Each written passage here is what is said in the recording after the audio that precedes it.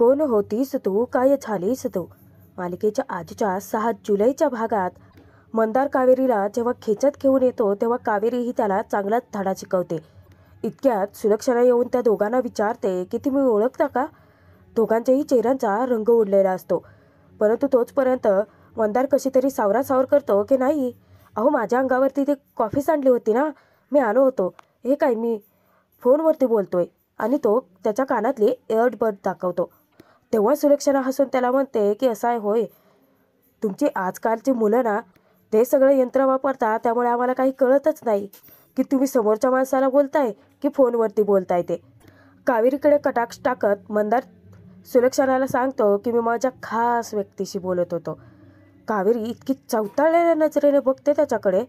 सुलक्षणा समोर असल्यामुळे तिच्या हात बेडीत अडकलेले असतात. सुलक्षणा मंदारला जेवण्याचा आग्रह धरते तेव्हा कावेरीला जबरदस्त धक्काच बसतो, कारण धर्माधिकारी कुटुंबामधला मंदारचा पाहुणचार वाढतच चाललेला असतो. त्याने त्याचा जम त्या कुटुंबात बसवलेला असतो. सगळ्यांच्या मनात विश्वासाचं त्याचं स्थान पक्क केलेलं असतं आणि त्याच्यावरती विश्वास ठेवणं किती महाघातक ठरू शकतं हे फक्त कावेरीला माहिती आहे. मंदार उगाचच नाटकीपणा करतो की काकू अहो काय हे, इतका पाहुणचार कशाला. तेव्हा सुलक्षणा सांगते की तुम्ही जेवून जावं असं तुमच्या श्रीकांत काकाचा आग्रह आहे. आता चला, यावं तर लागेलच ना. तेव्हा मंदार म्हणतो की श्रीकांत काकाचं, मग तर काय, आता मला शब्दच नाही मोडता येणार. आणि सुलक्षणाचा पाठोपाठ तोही जातो. ते दोघे जाता क्षणी कावेरी मंदारचा कावा ओळखते.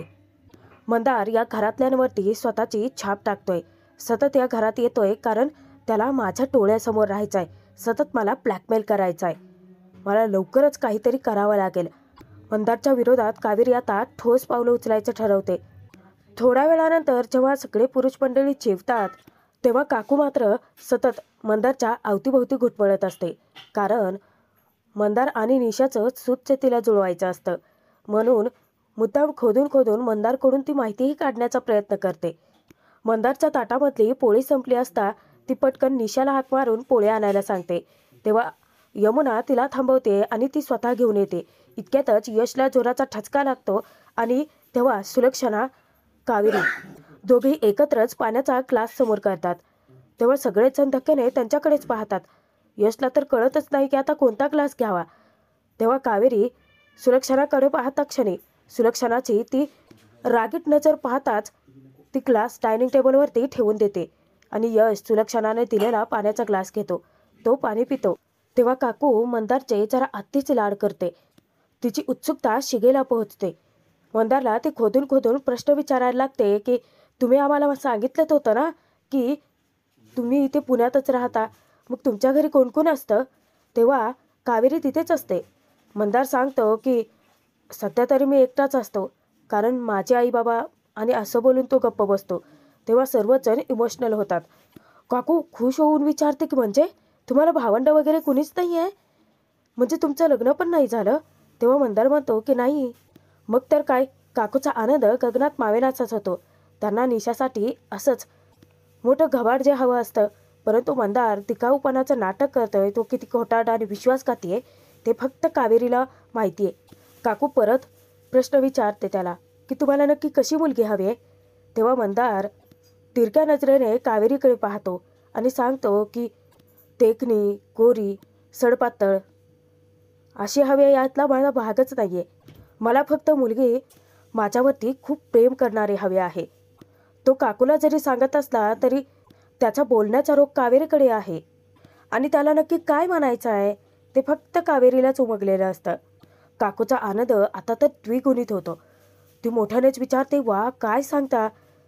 तेव्हा तिची नजर जाते ती सुलक्षणाकडे आणि परत ती थोडी शांत होत विचारते की नाही म्हणजे तुम्ही आजकालची तरुण मुलं, तुमच्या काही वेगळ्या अपेक्षा असतात ना, हे असं सगळं क्वचितच बघायला मिळतं ना, म्हणून म्हटलं.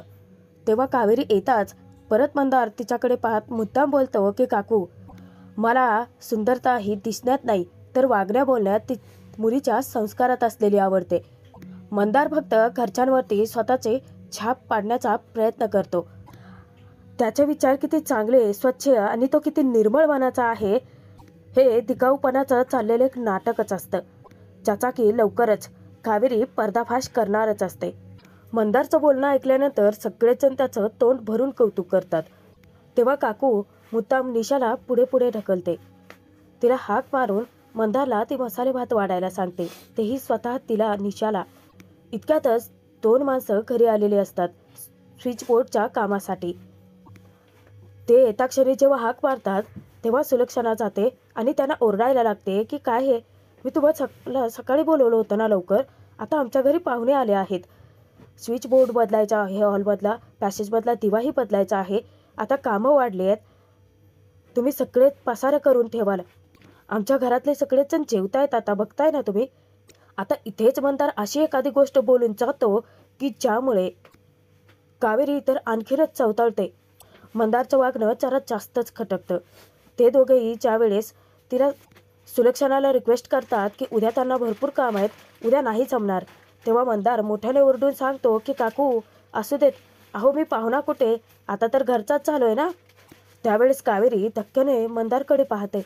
आता स्वतः मंदारलाच काही हरकत नाही म्हटल्यानंतर सुलक्षणा त्या 2 व्यक्तींना समजून घेते आणि स्विचबोर्ड बदलण्यासाठी त्यांना बोलावून घेते. काकू, यमुना, निशा तिघेही किचनमध्ये निघून जातात. तेव्हा मनोमन कावेरी इतकीच चवताळून पेटून उठलेली असते की जर काऊला दिलेल्या वचनात मी बांधले गेलेले नसते ना, तर आत्ताच्या आत्ता या मंदारबद्दल सगळं खरं सांगून टाकलं असतं. तिचे हात तगडाखाली अडकलेले असतात आणि त्याचाच फायदा मंदार सतत उचलतोय. तो कावेरीला हाक मारतो की एक्सक्यूज मी, मला थोडं लोणचं द्याल का. तेव्हा श्रीकांत कावेरीला आता लोणचं द्यायला सांगतो. श्रीकांतचा तर शब्द नाही ना टाळू शकणार कावेरी, त्यामुळे जाऊन ती मंदारच्या ताटात लोणचं तर वाढते. मंदार कावेरीकडे खूप घाणेरड्या नजरेने बघतो आणि मुद्दाम म्हणतो की छान आहे लोणचं. परत कावेरी त्याच्यावरती दात खायला लागते. सुलक्षणा येताक्षणी विचारते की काय छान झालंय ना जेवण, आवडलं की नाही. तेव्हा मंदार परत तिचं तोंड भरून कौतुक करतो, का तर आपली छाप पाडायची आहे ना सगळ्यांवरती. काकू खरंच तुमच्या हाताला ना खूप चव आहे, अगदी अन्नपूर्णेचं रूप आहात तुम्ही. घरचं जेवण ना ते घरचं जेवणच असतं, घरच्या जेवणाला कशाचीच सर नाही. आणि तो हात धुण्यासाठी किचनकडे जातो. मंदार हात धुवायला जाता क्षणी काकू आपल्या मनातलं सुलक्षणापाशी बोलून मोकळी होते की तिला निशाबद्दल मंदारला विचारायचं आहे. तेव्हा सुलक्षणा ही तिला शब्द देते की ठीक आहे, मी काही वेळानंतर यांच्याशी बोलेनच, तोपर्यंत ही गोष्ट कोणापाशी बोलू नकोस. मंदार येताक्षणी तो परत येऊन जेव्हा बसतो तेव्हा निशा त्याच्यासाठी खास खीर घेऊन येते आणि काकू तिला पुढे पुढे ढकलतच असते. खिरीचा एक घास घेताक्षणी तो त्या खिरीचं इतकं कौतुक करतो. तेव्हा काकू आनंदाने सांगते की खीर आमच्या निशाने केली आहे बरं का. तेव्हा मंदार निशाचं सुद्धा तितकंच कौतुक करतो आणि ते पाहिल्यानंतर तर काकूला स्वर्गसुखच मिळतं. परंतु यशकडून परत मोठी चूक करते, कारण यशने परत डायनिंग टेबलवरती मोबाईल आणलेला असतो.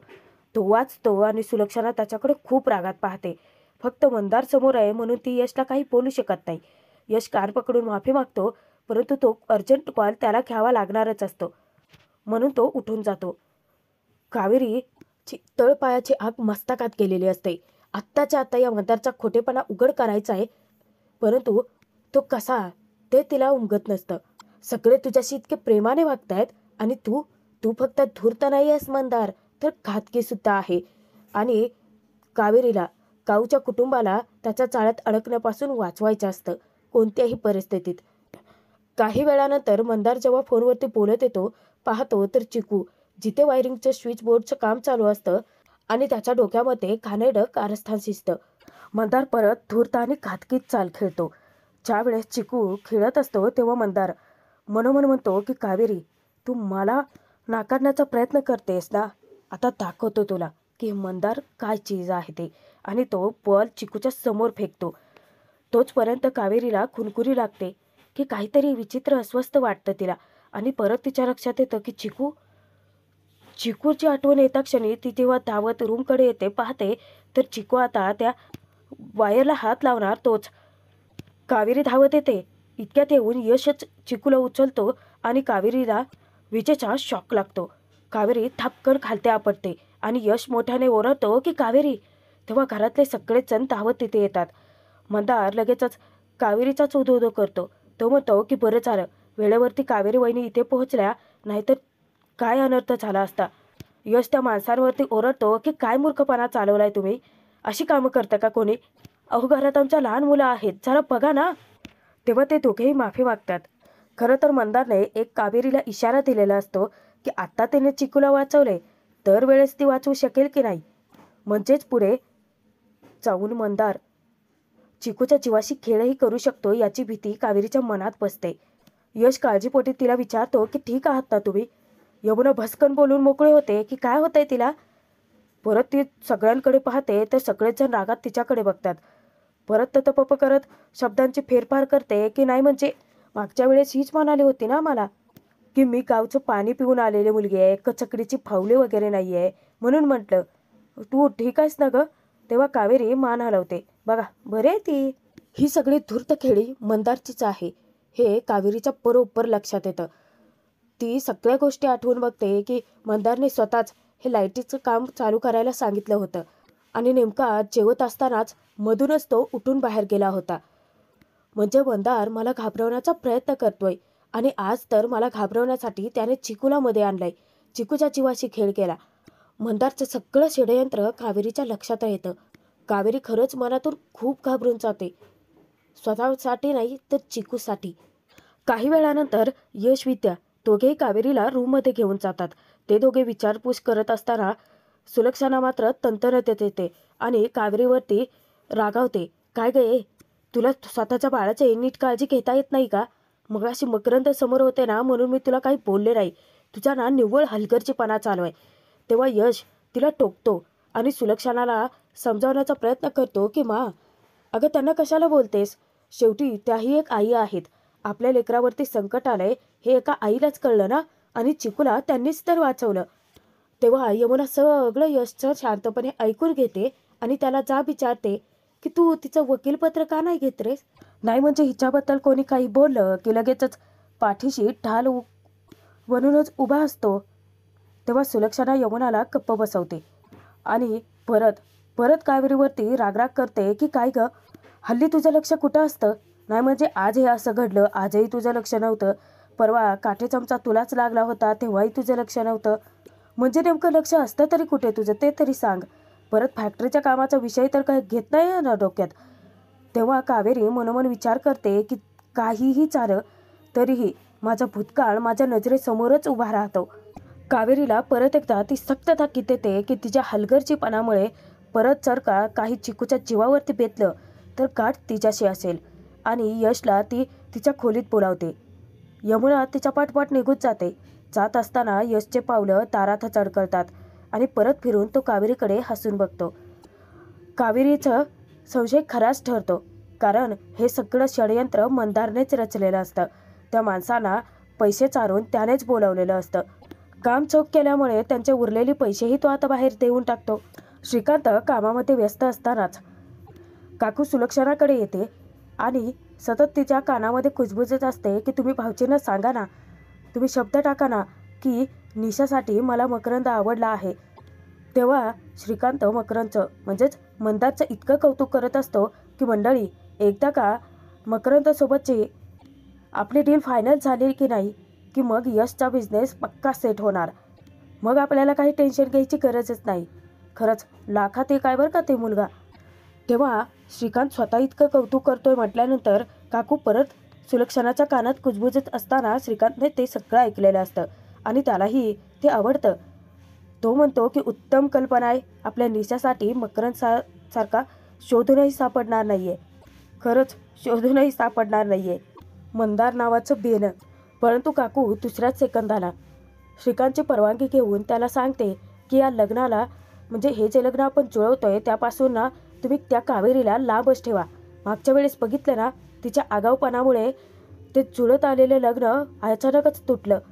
आणि या निशाला सुद्धा तुम्ही समजावा बरं वहिनी. सतत आपलं कावेरी वहिनी कावेरी वहिनी कावेरी वहिनी चाललेलं असतं. जरा म्हणून अक्कल कधी येणार या निशाला तेवच जाणे. सतत तोंडी त्या कावेरीच्याच नावाचा पाडा चालू असतो. इकडे तोपर्यंत कावेरी मंदिरात गेलेली असते आणि मंदिरात बसूनच ती विचार करून खूप मोठं टोकाचं पाऊल उचलायलाही सज्ज होते.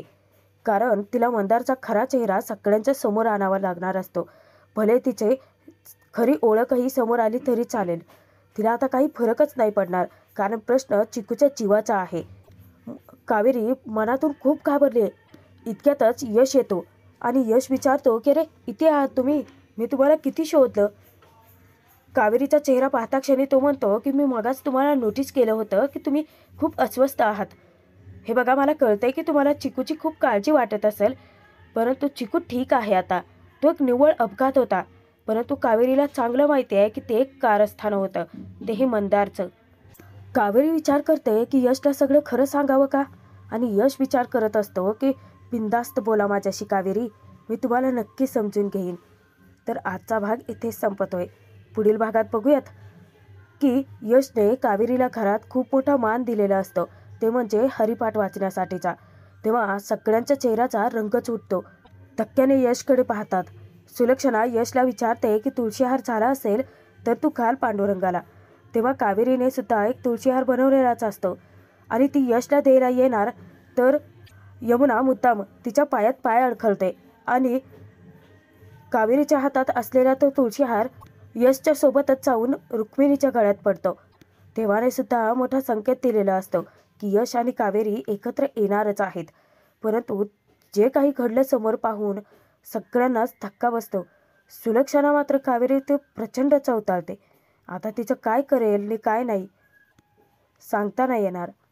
परत कावेरीला सगळ्यांसमोर तिच्याकडून ओरडा बसणार आणि परत यमुना नामानिराळी राहणार.